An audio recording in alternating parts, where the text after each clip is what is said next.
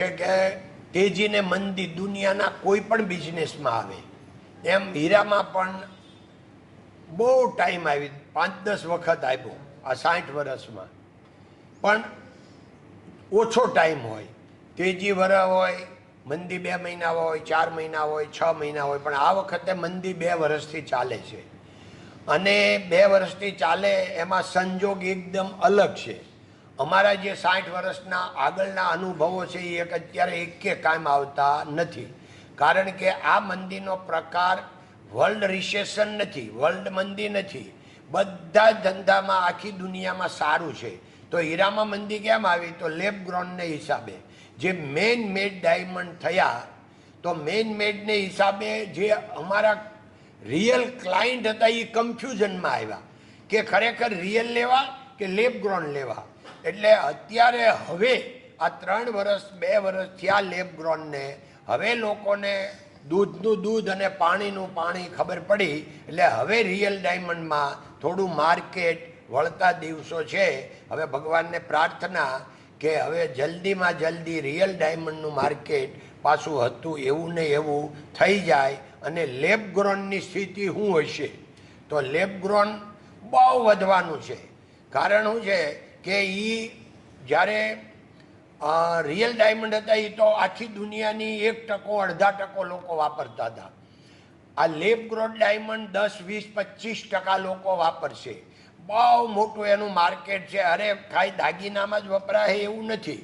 હું 2 વર્ષથી બધાને કહું છું કે આ લેબ ગ્રોન ડાયમંડ છે એ અત્યારે ભલે કેરેટમાં વેચાય, હવે આ કિલોમાં વેચાવાના છે અને પછી ટનમાં વેચાવાના છે. એટલે ટન, 1 ટન, 2 ટન, 5 ટનના સોદા પડવાના છે.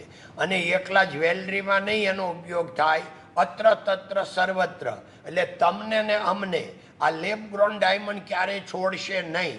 તમે કારમાં જાઓ તો લેબ ગ્રોન છે, પ્લેનમાં જાઓ તો લેબ ગ્રોન છે, હોલમાં બેહો તો લેબ ગ્રોન છે, બેડરૂમમાં જાઓ તો લેબ ગ્રોન છે, રહોડામાં જાઓ તો લેબ ગ્રોન છે, એવરીવેર. એટલે તમને લેબ ગ્રોન છોડશે નહીં. એ સ્થિતિ લેબ ગ્રોનની બહુ મોટું માર્કેટ છે, બહુ વિશાળ થવાનું છે. ઓકે કાકા, હાજી નમસ્તે મિત્રો. તો આજે અમે ભાગ્યશાળી છીએ કે સુરતથી અહીંયા જુનાગઢ સુધી નોબલ યુનિવર્સિટીમાં અમને આવવાનો લાભ મળ્યો.